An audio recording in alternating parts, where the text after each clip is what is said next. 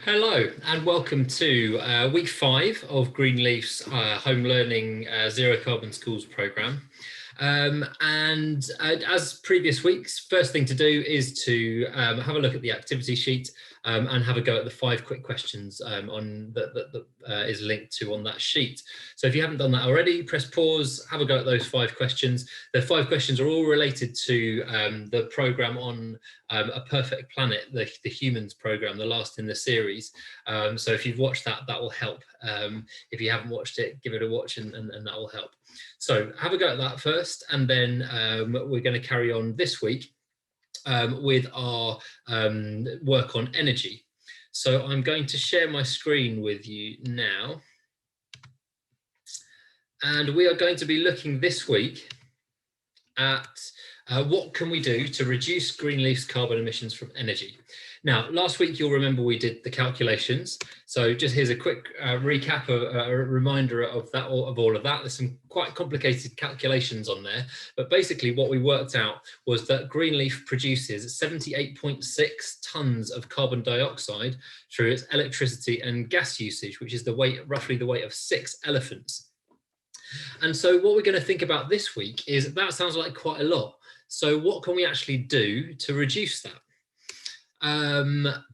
So this is just a summary of it. So 20.1 tons from electricity and 58.5 tons from using gas. Now, one of the important things about this project is to actually think about what our priorities are. What are the things that we can do to make the biggest difference? So you'll see from that we use quite a lot, that we produce quite a lot more carbon emissions from gas usage than from electricity. So maybe that should be the first priority if we look at energy. And we're going to compare energy to the other types of carbon emissions as well as we go through the project. So remember, gas is, we use gas mainly for the heating at the school. So my first question for you, and I'm going to say this is a little task for you, is how could we reduce our gas usage at school? So what I want you to do now is, in a moment, press pause and write down all of the things that you think that the school could do to reduce our gas usage at school. Now, obviously, it's important to use gas, okay, because we can't sit in freezing classrooms all through the winter.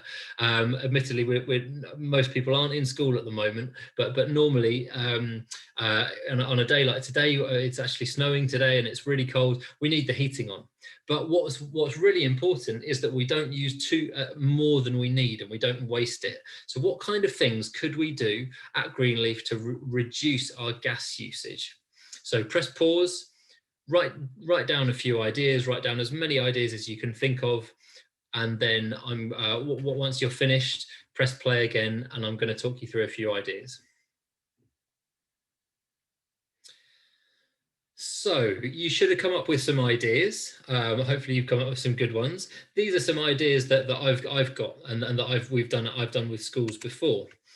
So obviously we talked about the heating is the most important thing for gas usage. And it's really important that the heating settings are done at the right level. Sometimes schools have their heating turned up really high, which means that it's working so hard all the time. And actually in the winter, it means that some of the classrooms are too warm, and you even have to open the windows to cool them down. So and that wastes a lot of gas and produces lots of carbon emissions. So that's something to look at, and it's something that we could maybe talk to the site manager about to see what the heating settings are. And we can monitor that by putting up little thermometers around the school. There's really sort of simple ones that you can stick up on the wall, and we can check that and see what the temperatures are when the heating's on.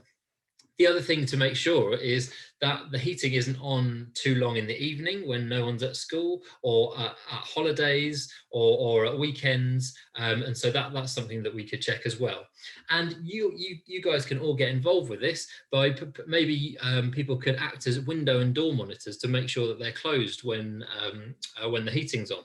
Now, the problem with that, obviously, at the moment is with coronavirus, we're encouraged to keep windows open and doors open because of ventilation helping to reduce the amount of the chances of spreading coronavirus. So maybe this is not a project that we can do straight away, but maybe next winter, hopefully when things are a bit better, that's something that we can do.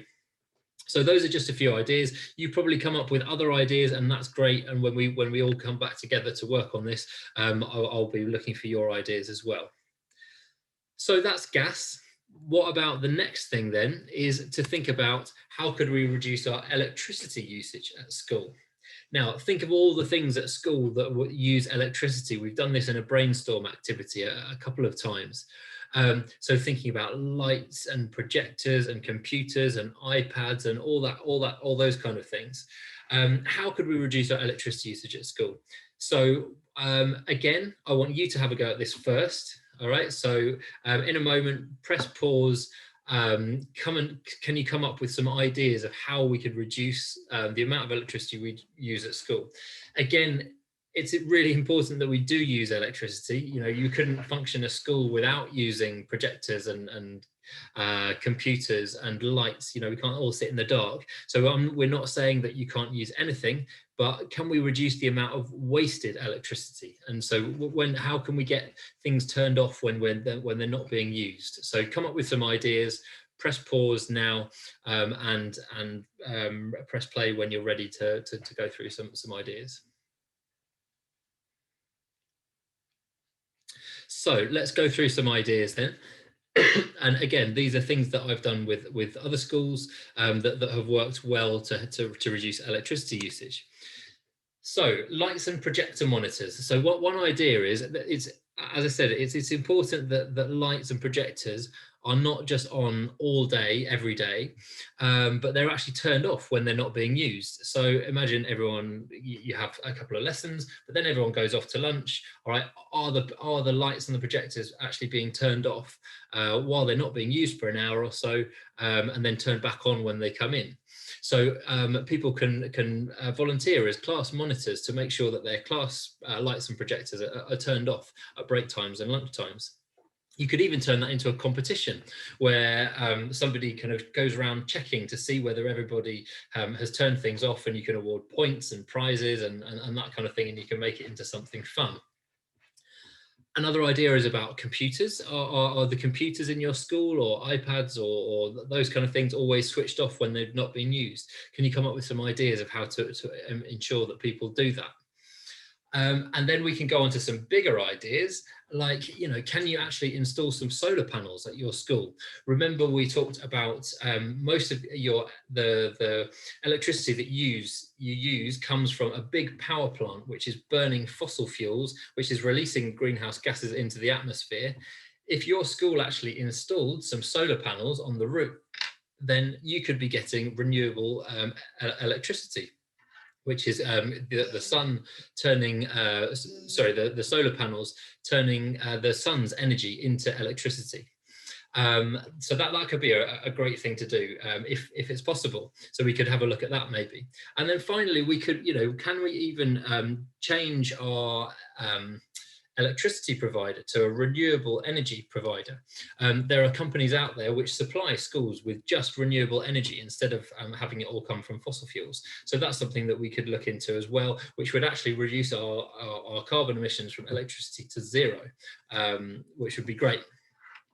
So those are just some ideas. Again, you probably come up with some other ones, and we can throw all of these into the mix and when we actually come together to figure out an action plan of what we're going to do.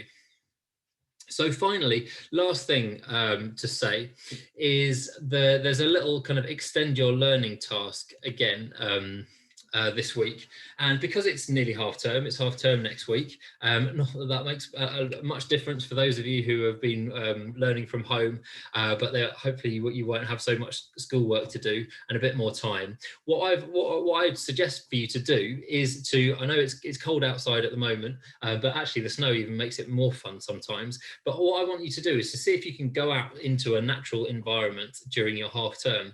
So Epping Forest, to me, is the best place to go. It's not far away. Like from the school, you can walk there in about 30 minutes. So go along there, spend some time amongst the trees. You could run around. Can you spot animals and birds and different types of trees? And do you know the names of any types of trees? You can look them up if you don't.